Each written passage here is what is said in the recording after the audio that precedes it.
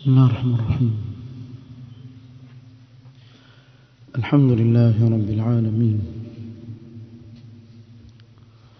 والصلاة والسلام على رسوله الأمين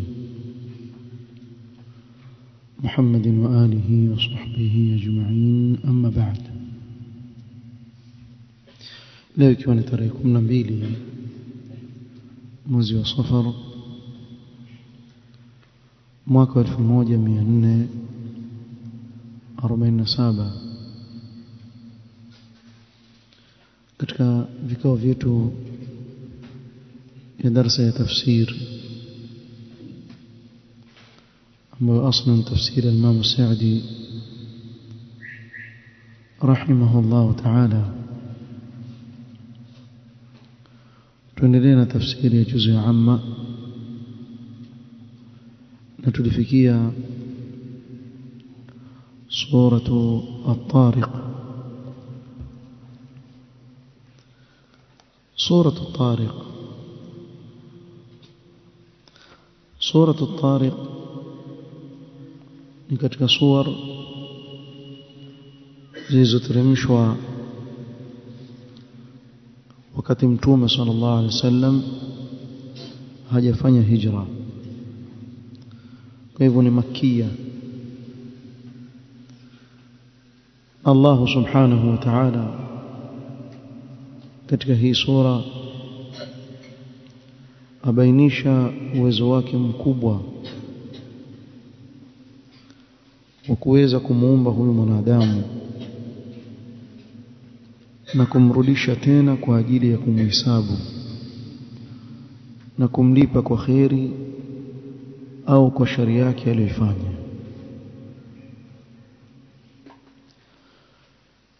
يقول الله سبحانه وتعالى: والسماء والطارق، naapa kwa mbingu na kinachokuja usiku. aqsama Allahu bis-samaa,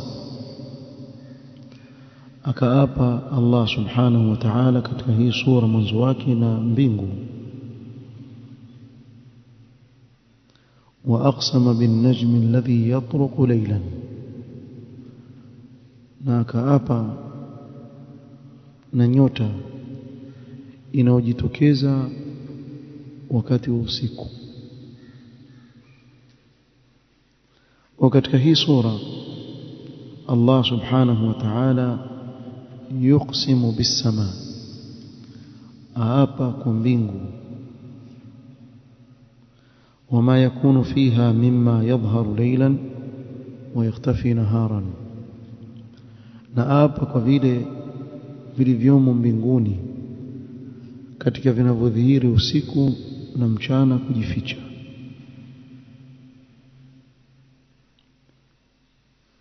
na Allah subhanahu wa ta'ala katika kumtia shauq mtume wake sallallahu alaihi wasallam na waumini pamoja na yeye, na huu ni uslubu alikuwa akiutumia au uliotumika katika Qur'an kwenye sura kadhaa. Akasema: wama adraka mat-tariq,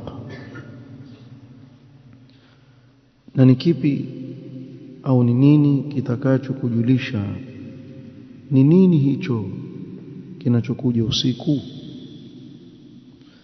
wama a'lamaka mat-tariq, wama a'lamaka ayuha ar-rasul sha'na hadha an-najm al-'azim, ni kipi kitakachokujuza ewe mtume wangu mtukufu kuhusu hii nyota adhimu inayojitokeza wakati wa usiku, ikifika mchana ikapotea.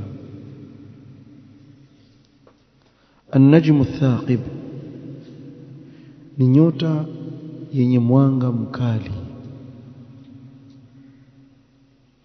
huwa an-najmu yadhqubu as-samaa bidhiya'ihi al-mutawahhij, ni ile nyota ambayo hung'arisha kule mbinguni kwa mwangaza wake unaong'aa. Kwa hivyo an-najmu al-lami' shadidu al-lam'an, ni nyota inayong'aa sana. Al-mutawahhiju bi daw'ihi, inayowaka na kung'ara kwa ule mwanga wake. ويكون متميزا عن غيره من النجوم بشدة ضوئه, mpaka yatafautiana na nyota nyingine za kawaida kwa namna inavyong'aa nyota hii yenye kung'ara. Na Allah subhanahu wa ta'ala baada ya kuapa, na siku zote anapoapa Allah subhanahu wa ta'ala kuna sababu na chanzo hapo mbele atataja kwa nini ameapa. Jawabu al-qasam, jawabu la kiapo hichi alichokiapa Allah subhanahu wa ta'ala, akasema in kullu nafsin lamma 'alayha hafidh, hapana nafsi ila inayo muangalizi anayoiangalia. أي أنه ما من نفس إلا وكل الله بها ملكا يحفظ عليها أعمالها للحساب يوم القيامة. hakuna nafsi yoyote, bimaana hakuna mtu yoyote isipokuwa Allah subhanahu wa ta'ala ameiwakilishia ile nafsi malaika. Kazi ya malaika hawa ni kuhifadhi na kuandika matendo yake kwa ajili ya kwenda kuhesabiwa kesho siku ya kiyama atakaposimama mbele ya Allah subhanahu wa ta'ala. Na hapa wanawavyuoni pia wataja kuwa Allah subhanahu wa ta'ala ja'ala ala hadhihi an-nafs min al-malaikati man yahfadhha. Allah subhanahu wa ta'ala kadhalika akajalia kwa kila nafsi amemwekea malaika kazi yao kumlinda yeye, kumhifadhi kutokamana na mambo yatakayomwangamiza. walaula dhalika lama 'asha al-insanu fi dunya 'ala al-ardi, na lau kama si Allah subhanahu wa ta'ala kumhifadhi huyu mwanadamu kwa kumwekea hao malaika, basi huyu mwanadamu asingeweza kuishi katika hii ardhi, asingeweza kuishi. walakin Allah azza wa jalla yassara lahu malaika tahfadhuhu min al-afat al-muhlikat, lakini Allah akamwepesishia mwanadamu kumwekea malaika kazi yao kumhifadhi. lahu mu'aqibatun min bayni yadayhi wa min khalfihi yahfadhunahu min amri Allah. Mwanadamu ana malaika ameikiwa mbele yake na nyuma yake, kazi yao wao ni kumhifadhi huyu mwanadamu kwa amri ya Allah subhanahu wa ta'ala. Ikiwa qadar imekadiriwa kuwa apatwe na jambo, basi wale malaika watakaa kando wamwache ile qadari mpate, la sivyo hakuna kinachoweza kumkaribia yule mwanadamu, pamoja na kwa sisi hatuoni na ni wachache wa kushukuru. Hebu wewe leo kwa mfano umewekewa askari wale mnaowaona, umekwenda ukalipa kampuni fulani wakulinde wewe, utakwenda kulipa mpesa ngapi? Allah akuwekea wewe malaika wakulinde wewe, na hili ni kwa kila mwanadamu. lahu mu'aqibatun min bayni yadayhi wa min khalfihi yahfadhunahu min amri Allah. Amewekea malaika kazi yao kuwahifadhi. Ndio pale waweza kuona kitu kimetokea, anjuaje yule akaondoka pale, ameondolewa bila wewe kujua. Kulikuwa na jitagala mtu litaanguka pale, ampita yeye likaanguka, ama mfika mahali akasimama, haona simama, kuna mara likaanguka kuta la nyumba naanguka, kumbe Allah subhanahu wa ta'ala muhifadhi. Lakini atafia bwana, kama ninajua msikie kama najua. Kama unjua nini wewe, shukuru, sema alhamdulillah, Allah ankuhifadhi wewe. Lakini kuna watu waona pia ile ni ujanja wake. Allah subhanahu wa ta'ala rahimun biibadihi, ni mwingi wa rehema kwa waja wake, lakini wengi katika wanadamu hawana shukrani. Innal insana lirabbih lakanud, mwanadamu bwana tena kafiri ni mwingi wa kukanusha fadhila za Mola wake, mwingi wa kukanusha fadhila. Kama katika suratul Adiyat Allah akaapa na farasi wanaokwenda wal adiyati dhabha falmuriyati qadha falmughirati subha faatharna bihi naqa fawasatna bihi jam'a, kisha yasema innal insana lirabbih lakanud. Allah akaapa na farasi wale wa vita, namna wanavyokimbia na kutoa cheche wanapokimbia, na namna wanavyoingia katikati ya makundi ya maadui wakati yule aliyoko juu yake apigana. Wale farasi kule ushujaa huingia katikati ya watu ili yule aliyoko juu yake yule apigane kisawasawa. Ndio hapo kwa nini Allah ameyapa na farasi hapa, kisha akasema innal insana lirabbih lakanud. Ni kwa Allah tukumbusha, angalia huyu farasi, kwa kuwa yule aliyoko juu yake amlisha, amwangalia akiwa mgonjwa, amsafisha. Yule mnyama yule ana akili ya kumshukuru yule aliyoko juu yake, akawa yuko tayari kujitoa kwa kifua chake kwenda kufa kwa ajili ya yule aliyoko juu yake, aingia katikati ya wanajeshi. Fawasatna bihi jam'a, makundi ya maadui waingia katikati, hajali yule mnyama, kwa sababu wewe wampa chakula, akiwa mgonjwa wampa dawa, wamsafisha mwili wake. Aona huyu kwa yale anaonifanyia astahiki mimi kujitoa maisha yangu kwa ajili yake. Sasa Allah tuambia sisi, atakuwa farasi ana akili kuliko nyinyi?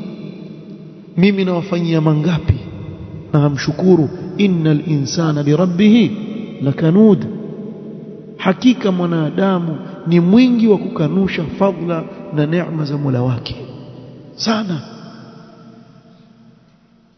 Na mwanzo siku hizi bwana, vile watu wako mbali watu wengi na dini yao. Mimi sikwambii kufara, waweza kumwona mtu Muislamu, kuna jengo lile refu kabisa kule Dubai kule, nisahau jina lake, sio inaitwa nini, nifahamu burju kitu hiyo, khalifa sio, ni burju saa, almuhim kwa burju saa iko Makkah, ile burju ya kule. Yule aliyepewa tenda ya kujenga, iko kwenye YouTube interview, yuaulizwa ilikuwaje mpaka ukapata ile tenda ya kujenga. Hakumtaja Allah hata mara moja. Mimi nimesikiliza sema nini, hata mara moja. Yeye ajifanya mwerevu, wajua haitakiwe na pesa nyingi, sio itafanya hivi. Kebu shukuru wewe, yule shekhe ankuangalia akakuona tafrani mtu wangu, ndo tukua itenda, fanya nenda ukauwekenge, sema wenyewe. Mara ghafla kwa neema za Allah, baina ashiyatin wa duhaha, ma baina al-maghrib wal isha yaf'alu Allah ma yasha, sema wenyewe. Ghafla amekuwa tajiri, akiulizwa inma utituhu ala ilmin indi, aona kwa uwerevu wake ndo ampata pale. Kwa wengine wote wale walikuwa pale walikuwa wajinga, wewe mwerevu. Ndio alivyo mwanadamu. Sasa ikiwa huyu Muislamu asema hivi, huyo kafiri. Sasa kafiri ndio akipata watu wote wajinga, yeye ndio mwerevu. Kina Qaruna, inma utituhu ala ilmin indi, sikupewa bure bure bwana, Allah yajua mimi nastahiki ndio akanipa. Sasa huyu mwanadamu Allah amemwekea wenye kumhifadhi katika malaika. kama vile amemjaalia malaika ambao kazi yao ni kuchunga vitendo vyake, maneno yake yaliyo dhahir na yaliyofichikamana. Kazi yao wao yaktubuna kiraman katibin ya'lamuna ma taf'alun. Kazi yao wao kuandika matendo ya mwanadamu ili akalipo kesho siku ya kiyama. Kisha Allah subhanahu wa ta'ala katika hii dunia akamjaalia mwanadamu kuna mambo yanayomkumbusha kuhusu Mola wake. Akiyatizama na kuzingatia basi atapata mawaidha. Na katika yale anayomkumbusha Allah akasema falyanzuril insanu mimma khuliqa, hebu na ajitazame mwanadamu ameumbwa kwa kitu gani. Ajitizame huyu mwanadamu ameumbwa kwa kitu gani. Falyata'ammal al-insanu mimma khalaqahu Allah, aketi ataamali na kuzingatia mwanadamu Allah amemuumba yeye na nini. Kwa nini? Kwa sababu anapozingatia litattadhiha lahu qudratullahi wa ajzu al-insan, ili imbainikie na iwe wazi qudra ya Allah subhanahu wa ta'ala na ajizi aliyokuwa nayo mwanadamu kwa hana uwezo chochote, ili qudra ya Allah iwe wazi kwake. Lau kama mtu atakaa chini azingatie, na haya anaotukumbusha Allah hapa ametukumbusha katika sehemu nyingi katika Qur'an. Akasema khuliqa min ma'in dafiq, ameumbwa kwa maji yatokayo kwa kuchupa kwa nguvu. Kwa ameumbwa kwa maji, mwanzo maji matevu, min ma'in mahin wa huwa almani, nayo ni manii anaumbwa nayo mwanadamu. yakhruju dafqan wa daf'an min bayni dhahri ar-rajuli wa a'la sadri, yanaotoka kwa nguvu baina ya uti wa mgongo wa mwanamume na kifua chake, au min bayni dhahri ar-rajuli wa sadri al-mar'a, au kutokana na uti wa mgongo wa mwanamume na kifua cha mwanamke.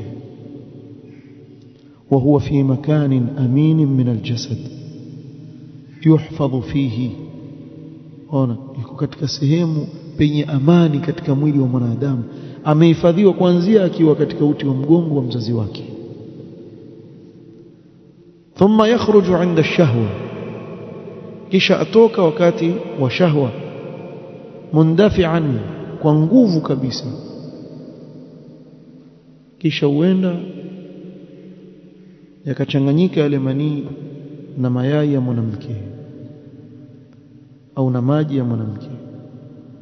Kisha kuanzia hapo Allah subhanahu wa ta'ala akaanza kutuumba katika matumbo ya mama zetu kutokamana na maji ya mwanamume na maji ya mwanamke.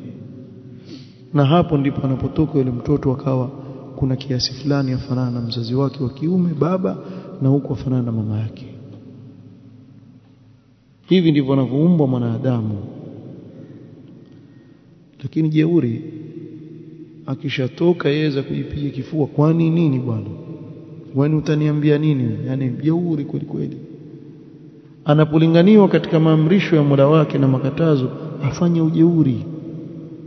Allah akiyazungumza asema khalaqal insana min nutfatin fa idha huwa khasimun mubin, amemuumba mwanadamu kutokamana tone la manii. Tahamaki tu akitoka ashakuwa mtu, amekuwa khasimu mkubwa wa Mola wake wazi wazi, hati yeye pia ajipige kifua. Bali anapoambiwa kuwa utarudishwa wewe baada ya kufa, siku ya kiyama utarudi, afanye jeuri kama yule aliyekuja na mifupa iliyokuwa imeoza,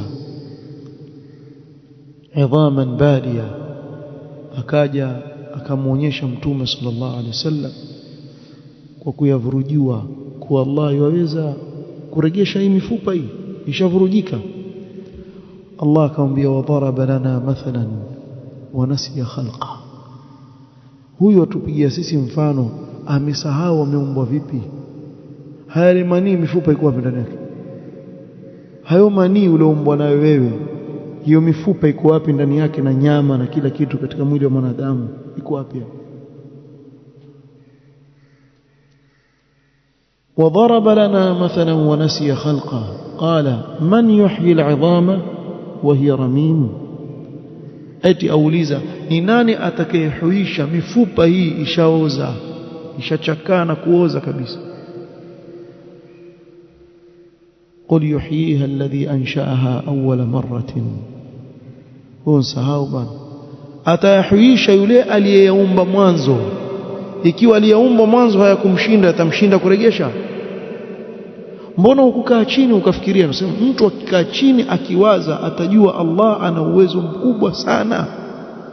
falyanzur al-insanu mimma khuliqa min ma'in dafiqin. kisha maji haya Allah subhanahu wa ta'ala sema yakhruju min baini as-sulbi wat-tara'ib, yatokayo baina mifupa ya mgongo, ni uti wa mgongo na mbavu, kama wanavyotaja wengine katika wanavyoni mbavu za mwanamke. Na ukitizama vizuri hapa Allah asema yakhruju min baini as-sulbi wat-tara'ib yakhruju hadha al-ma'. haya maji yatoka wapi? min baini al-amud al-'azmi al-fiqri lirajul, kutoka kwa uti wa mgongo wa mwanamume, wa 'idham as-sadr, na mifupa ya kifua, ribkeji. Kisha baada ya kumweleza hayo, ukikaa chini ukiyazingatia, unajua umetajua asili yako. Sasa fikiria zile atwar anazopita mwanadamu, kuanzia awe ni tone la manii mpaka awe ni mtoto yuko ndani ya tumbo la mama yake,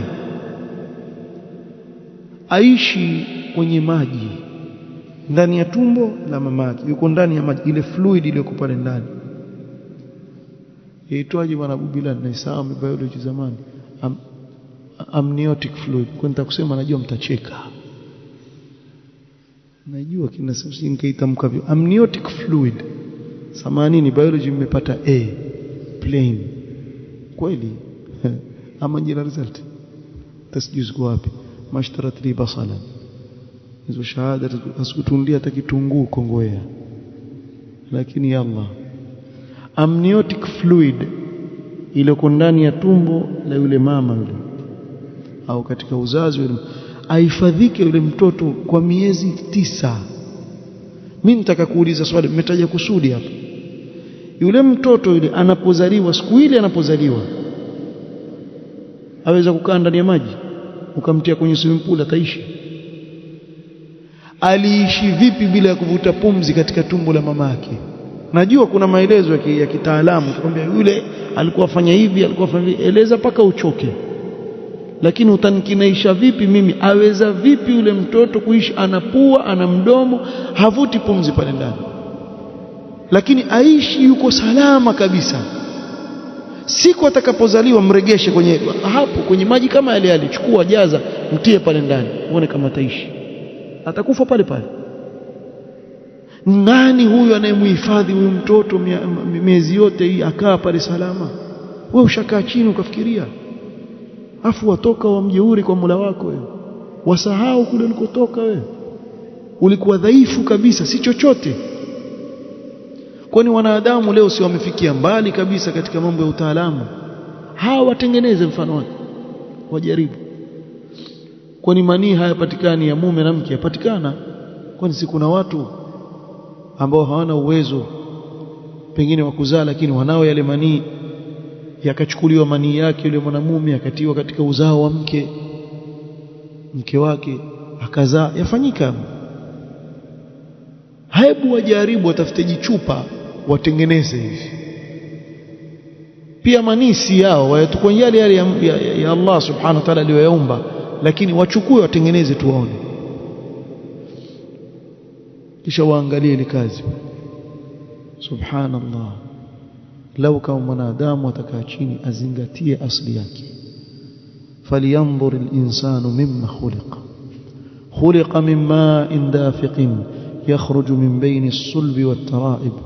Baada ya kuzingatia hayo basi jua hili innahu ala raj'ihi laqadir, hakika yeye ana uwezo mkubwa sana wa kumrudisha tena mwanadamu baada ya kuondoka akawa mtanga, aweza kumregesha sahali sana kumregesha.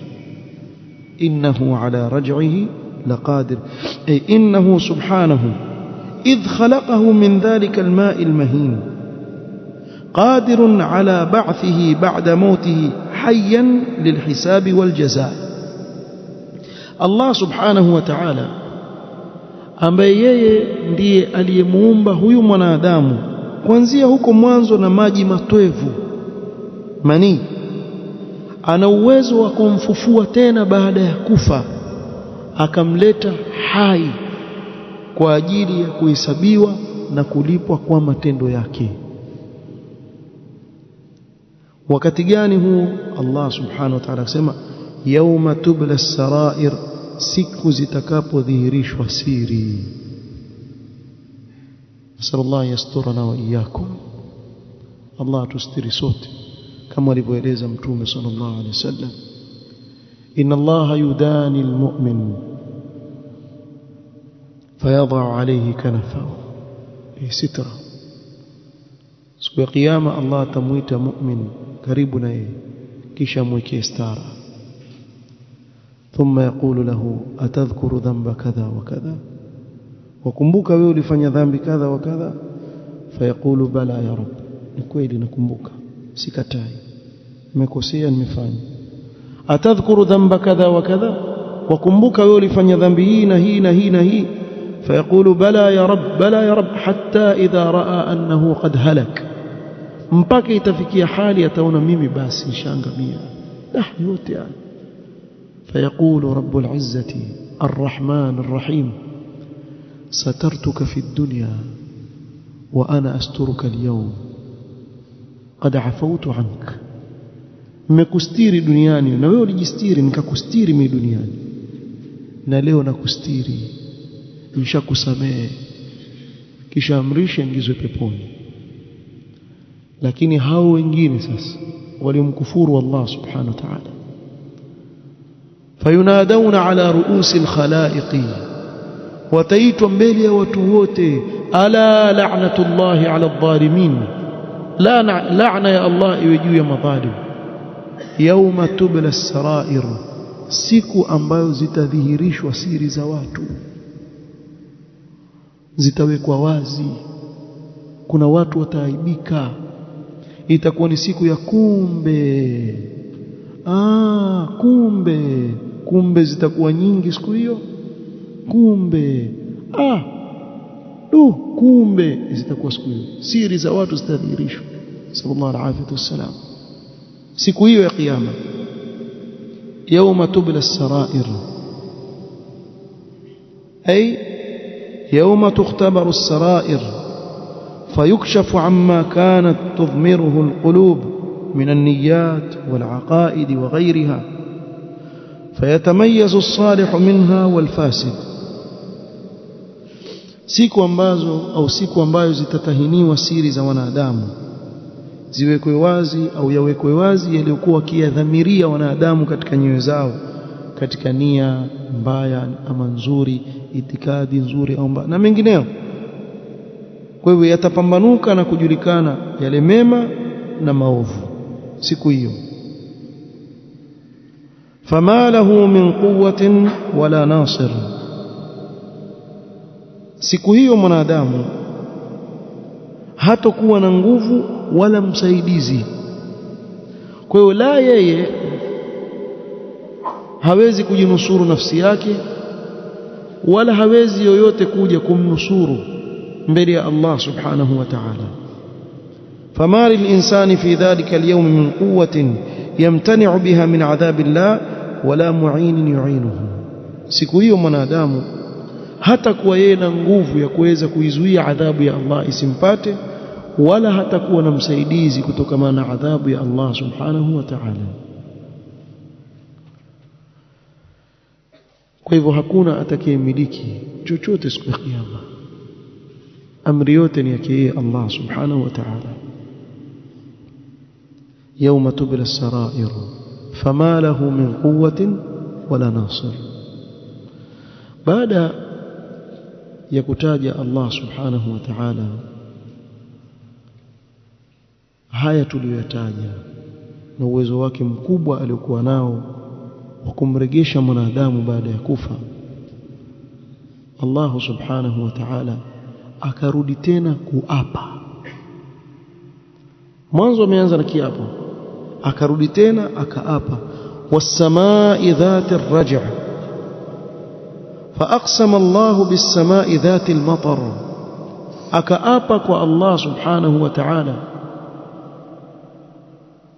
kwa juu mawingu yale yaliyokuwa na nini, na mvua. Na apa kwa mbingu yenye marejeo. ذات الرجع اسمع ذات المطر لأنه ينزل من جهتها مرة بعد مرة. sababu mvua yateremka kutoka juu, kutoka mbinguni. Kila ikiteremka, ikifika msimu wake tena yateremka tena kutoka pale pale. Nasema was-samaa'i dhati ar-raj'. Asa wengine wasema maana ya dhati ar-raj' ni kuwa ile mvua ikiteremka chini, kisha bwana jua yarudi tena juu, kisha yateremka tena. Sijui inawezekana. Na yale maji mnaoyachuja kwenye mvua hayarudi huko juu, yabakia na nyinyi kwenye matanki na magileni. Almuhim, zile mbingu hurudi mara kwa mara mvua ikanyesha kutoka juu, mvua yateremka kutoka juu. Wal ardi dhati as-sad'a, na kwa ardhi inayopasuka. Tizama hapa kuna mafungamano, maji yatoka juu kisha yarudi katika ardhi. Wabihi hayatul ardh, ndio hai wa ardhi. Na ardhi inayopasuka, fayatakhallaluha alma 'inda nuzulihi min as-samaa. Kwa hivyo maji yakapenya katikati yake wakati yanaposhuka kutoka juu. Kisha kwa zile sehemu za mpasuko maji yakishaingia kule ndani, ndio hutoka na kuchipuka mimea, kwa sababu ile mvua ikawa ni sababu ya uhai wa ile ardhi. Hapa jawabu la kiapo hiki nini? Asema innahu laqawlun fasl, hakika hii Qur'an ni kauli ya kupambanua. Hakika hii Qur'an, kwa Allah subhanahu wa ta'ala mwanzo akaapa na mbingu, kisha akaapa wal ardi dhati as-sad'i, ay wa aqsama bil ardi allati tatashaqqaqu amma fiha min an-nabat wath-thumr wash-shajar au wath-thamar wash-shajar. وأقسم بالأرض، نكابك وأرضي التي تتشقق إنوبسوك عما فيها، يعني vikatoka vilivyomo ndani yake min an-nabati wath-thamar wash-shajar, katika miti mbalimbali na matunda na miti mikubwa pia. innahu laqawlun fasl, ay inna hadha al-Qur'ana al-munazzal ala Muhammadin sallallahu alayhi wasallam لقول يفصل بين الحق والباطل والصدق والكذب. ni qaul inaopambanua baina ya haki na batil, na ukweli na uongo. Qur'an ni furqan inaobainisha haki na batil, na hivi ndivyo wanavyotakikana Muislamu awe, aijua ile haki akaifuata na batil akajiepusha nayo. Hii Qur'ani imekuja kupambanua, hii ndio haki ifuatwe na hii ndio batil watu waachane nayo, tena kwa tafsili ya ajabu sana. Bimaana Allah ameizungumza haki, akawazungumza watu wa haki, akawazungumza sifa zao, akazungumza mpaka mwisho wao ishia wapi katika pepo yake. Akaizungumza batil, akawazungumza watu wa batil, akaeleza sifa za watu wa batil na matendo ya watu wa batil, makazi mpaka makazi yao ndani ya moto wa jahannam. kila kitu bitafsil. Wakadhalika nufassilu alayati walitastabina sabilul mujrimin, zikapambanuliwa aya zake ikajulikana wazi njia ya wakosefu ni ipi ili watu wajiepushe nayo, na bila shaka maana yake na njia ya wema ni ipi ili watu washikamane nayo. Leo wewe ukiwa wazungumza haki wazi na batili weka wazi, bwana kazi yao kuingilia watu tu, wale hawana kazi nyingine wale. Ndio ilivyo Qur'ani. Qur'ani ilikuwa yapambanua. Ilivyokuwa yashuka suratu Tauba, Allah subhanahu wa ta'ala kila saa arejelea wa minhum, wale wanaotajwa pale ni wanafiki. Mpaka Ibn Abbas asema ma zala Allah yaqulu wa minhum hatta qulna lan yatruka ahadan. Allah hakuacha kusema wa minhum katika suratu Tauba mpaka tukaona leo hapaachwi mtu, kila mtu atawekwa parwanja wazi. Ndio Qur'ani ya kuweka wazi baina haki na batil. Innahu laqawlun fasl, hakika hii Qur'an ni qaul inaopambanua baina haki na batil, na ukweli na uongo. Wama huwa bilhazl, wala si mzaha bwana. Hii Qur'an si mzaha, si kitu cha mchezo. Walaysa billabi walbatil bal huwa aljidd walhaq. Hii Qur'ani si mchezo wala si batil, bali ni very serious. Maneno yake si maneno ya mchezo. Wewe huwezi kuona katika Qur'ani eti kuna machezo pale ndani hata kidogo. Very serious kuanzia mwanzo mpaka mwisho. Na ndio maana hufai kufanya istihza na dini ya Allah subhanahu wa ta'ala, si kitu cha mchezo. Pamezungumzwa mambo makubwa ndani yake. Wama huwa bilhazl innahum yakiduna kaida, hakika wao wanafanya hila. Innal mukaththibina bima jaahum rasuluhum yakiduna kaidan kathiran liyaruddu da'watahu wa yubtiluha, hakika wanaoyakadhibisha aliyokuja nayo mtume wao wana vitimbi na hila nyingi wanazozifanya na kuzipanga kwa ajili ya kuirudisha da'wa yake isikubalike na kuibatilisha. Kufaru wana vitimbi vingi bwana, kuna mengi wanaoyafanya kwa ajili ya kubatilisha yale alikuja nayo mtume Muhammad sallallahu alaihi wasallam. Innahum yakiduna kaida wa akidu kaida, na mimi nazipindulia mbali hila zao. Wa akidu ana kaidan liidhhari ad-din, na mimi pia napanga hila watanishinda za kuidhihirisha hii dini iwe shindi, iwe ndio yenye kushinda. Wa dahdhil batili, na kuivunja batil na kuididimiza na kuiondoa ile batil. Kwa kama vile wao wapanga, na Allah pia apanga. Wayamkuruna wa yamkuru Allah wallahu khairul makirin. Walipanga bwana, wakakusanyana katika Darun Nadwa. Darun Nadwa ilikuwa ni bunge la Makuraishi. Wakipatwa na jambo kubwa, basi wote wakusanyika katika lile bunge, kisha waambizana tufanyeje. Wakamwekea kikao Mtume Muhammad sallallahu alaihi wasallam, kila mmoja akawa atoa ushauri wake. Wa idh yamkuru bika alladhina kafaru liyuthbituka au yaqtuluka au yukhrijuk wa yamkuruna wa yamkuru Allahu wallahu khairul makirin. Jamaa wakapanga, wengine wakasema tumfunge mpaka afile mbali. Kwa nini? Na kulikuwa na mzee mmoja kaja, wasema yule mzee sura zake zilivyokuwa ni min ahli Najd, Shayba, mtu mzima min ahli Najd. Kumbe alikuwa ni Ibilisi, ankuja katika sura. Wewe unkuja kutafutana, sema niacheni nitawapa ushauri. Hawajui Makuraish, kaja Ibilisi mwenyewe aswa katika sura ya wazee. Ikawa akisema mtu hivyo, mkimfunga jamaa zake watakuja watamfungua, mtawazuia nyinyi. Wengine wakasema basi tumfukuze Maka, shauri yake huko atakaopata wenzake na nani. Haya huko ambaye nyinyi mzungumza nini? Atakwenda kule, atapata wenzake, atapata nguvu, atakuja atawatafuna na nyinyi. Hiyo fikra mimi sikubali. Abu Jahal limekaa kimya tu, mjomba wenzake wakizungumza, yeye ankaa kimya. Anamwambia mimi kuna rai sioni mtu akiitoa hapa, kila anayezungumza sisikii hiyo rai. Rai yako ni ipi? ili baba lilikuwa jinga sana. Yani katika akili yake aliyopewa na fahamu aliyokuwa nayo, alikuwa aitumie katika kuifuata haki.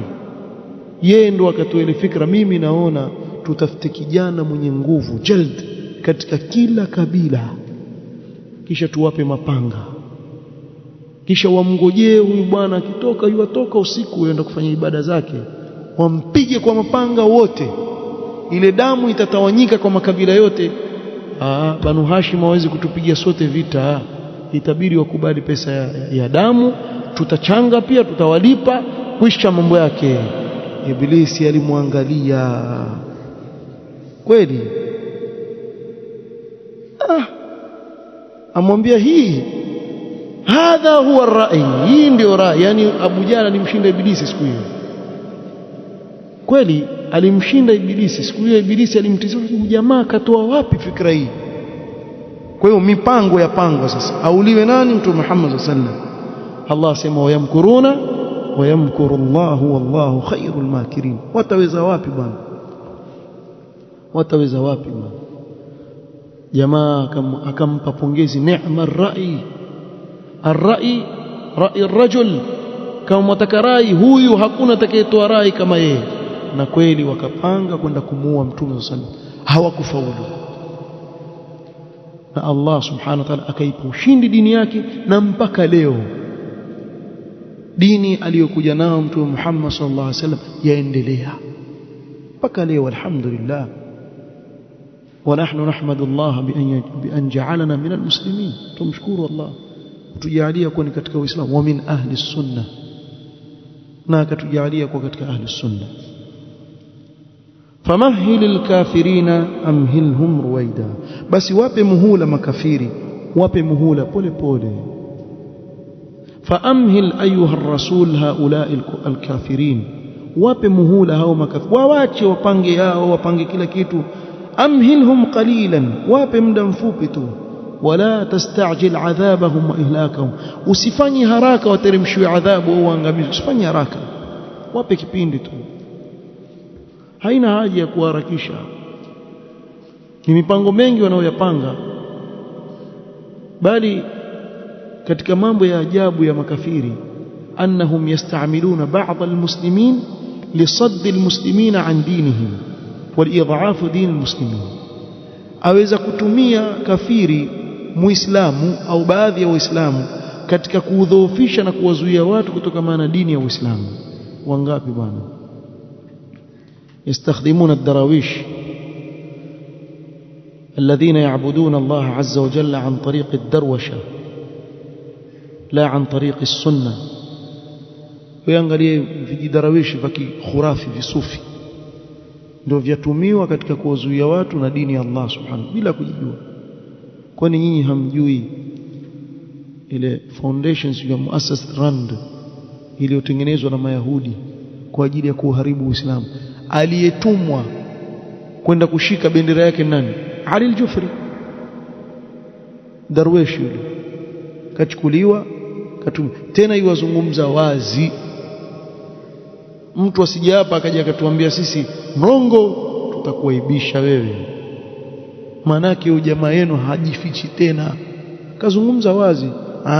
Sayakuluna muassasat Rand, naam, sema hivi. Yani yeye yuko kwenye masjid. Nenda kaangalie ile Rand imetengenezwa kwa ajili ya kufanya kitu gani katika Uislamu. Wakatumiwa masufi katika kuharibu Uislamu, na siku zote watumiwa wao, watumiwa khurafiin katika kuharibu Uislamu. Sallallahu alaihi wasallam. Kwa ukaona jamaa watu wa pesa mingi ili kuzuia watu kutokana na kuifuata sunna ya Mtume sallallahu alaihi wasallam na kuelekeza katika dini ya haki. Tuhuma nyingi za uongo, na wajua ni uongo, wakawatuhumu watu wa sunna na si ya kweli. Mengi tu wakayazungumza, lakini Allah subhanahu wa ta'ala atainusuru dini yake na sunna ya mtume wake sallallahu alaihi wasallam. Hakuna anayeweza kuizuia. Na wewe tazama leo watu wangapi wameachana nao makhurafia? Takia nini makhurafia? Watu wangapi wameachana nao? Kwa khurafi wao wajipange huko mbele. na kila wakiendelea kuleta upinzani, kila watu wanavyojua zaidi kuwa hawa ni watu wa batil, si watu wa kweli, kuelekeza watu katika kuabudu wafu kwa makr na vitimbi vingi sana wanavyofanya. Wallahu musta'an. Sasa usiulize mashia sasa, maana wale si waislamu kama wale, wapanga haswa na wale wakaa wapanga vipi watatumaliza.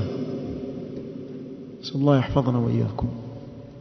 Ili kwa kifupi kuizungumzia tarjama tafsiri ya suratu Tariq, insha Allah taala tutakuja kuieleza kama alivyoeleza Imam Saadi katika vikao vitakavyokuja.